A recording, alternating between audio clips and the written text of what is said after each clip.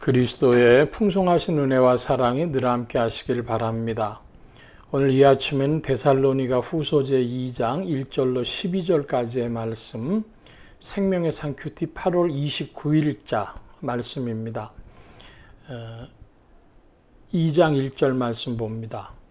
형제들아, 우리가 너희에게 구하는 것은 우리 주 예수 그리스도의 강림하심과 우리가 그 앞에 모임에 관하여 영으로나 또는 말로나 또는 우리에게서 받았다 하는 편지로나 주의 날이 이르렀다고 해서 쉽게 마음이 흔들리거나 두려워하거나 하지 말아야 한다는 것이라.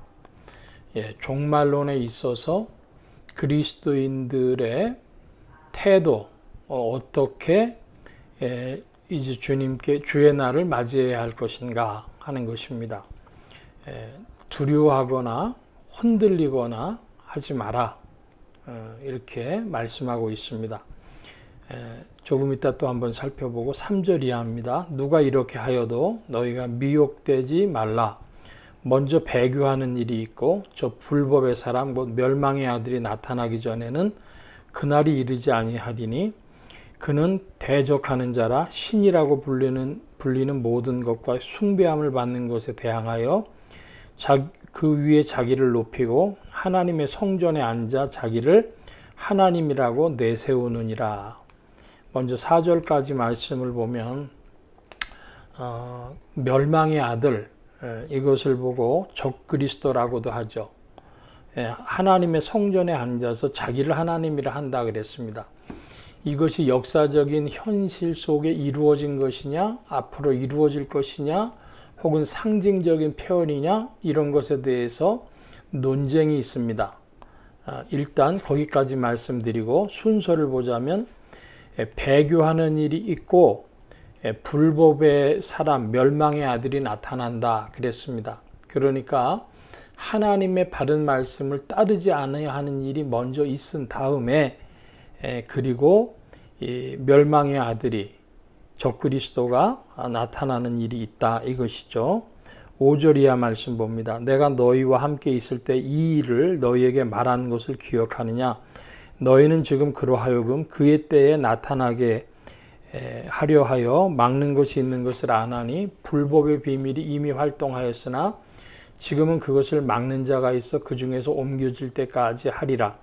그때 불법한 자가 나타나리니 주께서 그 입의 기운으로 그를 죽이시고 강림하여 나타나심으로 패하시리라.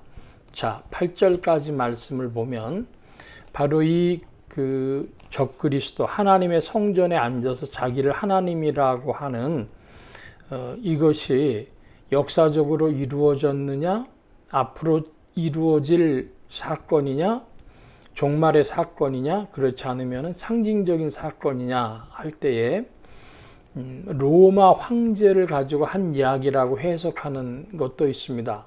과거적 해석이죠.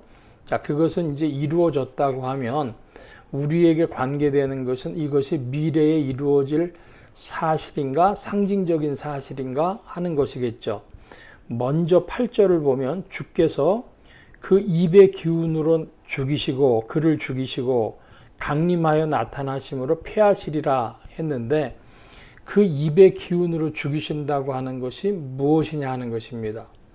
하나님의 말씀으로 그를 죽이시고 이제 주님께서 나타나심으로 패하여진다 하는 이 말씀을 진리의 말씀이 적그리스도를 이긴다 이렇게 해석하는 이들은 그러므로 이것이 상징적인 사건으로 오늘도 계속되어지는 일이라고 해석을 하는 것이죠. 역사적 사건이냐 상징적 사건이냐 할 때 입의 기운으로 그를 죽이셨다고 하는 것에서 상징적 사건, 즉 진리의 승리, 진리로 말미암아 적그리스도를 물리치는 것으로 이해하는 것이 첫째요. 그렇다고 해서 종말의 때에 적그리스도를 물리치실 것을 부인하느냐, 그것은 열어둘 수 있습니다. 그러나 보다 중요한 것은 진리로 승리하신다. 입의 기운으로 그를 죽이신다고 하는 것은 진리로 말미암아 승리하시고 물리치신다. 이렇게 이해하는 것이 중요하고, 그러므로 종말은 마지막 날에 있을 사건만이 아니라 오늘도 우리 안에서 역사하는 사건이라고 해석할 수 있겠습니다. 자, 9절 이하의 말씀 봅니다. 악한 자의 나타남은 사단의 활동을 따라 모든 능력과 표적과 거짓 기적과 불의의 모든 속임으로 멸망하는 자들에게 있으리니 이는 그들이 진리의 사랑을 받지 아니하여 구원함을 받지 못함이라. 이러므로 하나님이 미혹의 역사를 그들에게 보내사 거짓 것을 믿게 하심은 진리를 믿지 않고 불의를 좋아하는 모든 자들로 하여금 심판을 받게 하려 하심이라. 여기 12절에 나오는 심판받을 자들은 누구냐? 그러면 진리를 믿지 아니하는 자들인데 인류사 전체에 있어서 진리를 따르지 아니하는 인생들입니다. 그러니까 하나님의 심판이 온 인류에게 임할 때에 진리를 따르지 아니하는 모든 자들이고, 그러므로 역사상에 있어서 진리의 사랑을 받지 아니한 자들은 구원함을 받지 못하는데, 그들은 어떤 자들이냐? 그러면 9절에 모든 능력과 표적과 거짓 기적과 불의의 모든 속임으로 멸망하는 자들이라 했습니다. 사단의 활동을 따라 모든 능력과 표적과 거짓 기적과, 간단하게 말하면 사단에게 속한 능력과 표적과 기적이 있어요. 오늘날에는 사람들은 능력과 표적과 기적이 있으면 하나님이 나타나셨다, 성령이 나타나셨다, 이렇게 생각을 합니다. 자, 그렇기 때문에 절에 가도 능력이 나타나고 무당들한테도 능력이 나타나면 이게 도대체 어떻게 할 줄을 모르는 것이죠. 그러므로 무엇부터 가려야 되느냐? 하나님께 속한 능력과 표적과 기적이 있고 사단에게 속한 능력과 표적과 기적이 있으므로 능력과 표적과 기적이 어디에 속했는지부터 가릴 수 있는 능력이 있어야 되겠습니다. 분별하는 자가 되어야 되겠습니다. 그것을 다른 표현으로 진리라고 했습니다. 진리를 사랑하는 자, 진리의 사랑을 받고 구원함을 받는 자, 여러분의 영혼이 진리를 사모하는 자들이 되시기를 바랍니다. 진리를 좀 쉽게 얘기해 볼까요? 변함없는 사실인데요. 하나님이 우주를 창조하셨다. 하나님은 오늘도 살아계시고 역사하신다. 믿음 밖에서는 진리가 아니지만은 믿는 자들에겐 진리죠. 또 내가 왜 태어났고 왜 살아야 하는지에 대해서 답이 없는데 하나님 안에 있으면 그래서 사명이라는 것이 발생하고 내가 하나님의 뜻에 의해서 보내심을 받았고 내 인생 동안 할 일이 있구나. 이렇게 아는 자들이 진리를 사랑하는 자들이다 하겠습니다.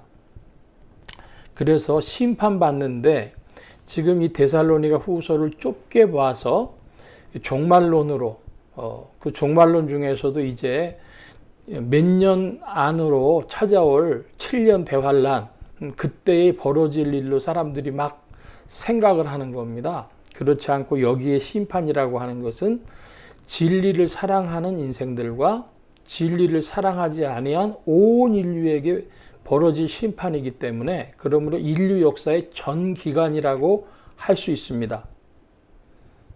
그러므로 이것은 매우 상징적인 사건의 의미가 크게 나타나고 8절으로 다시 돌아가 보면 주 예수께서 그 입의 기운으로 그를 죽이시고 말씀으로 그를 죽이신다.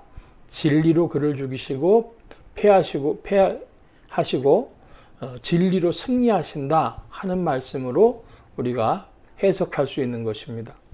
오늘도 여러분의 삶 속에서 사단에 속한 모든 능력과 표적과 기적들을 분별하고 물리치고 오직 하나님께 속한 진리와 표적과 기적들, 무엇일까요?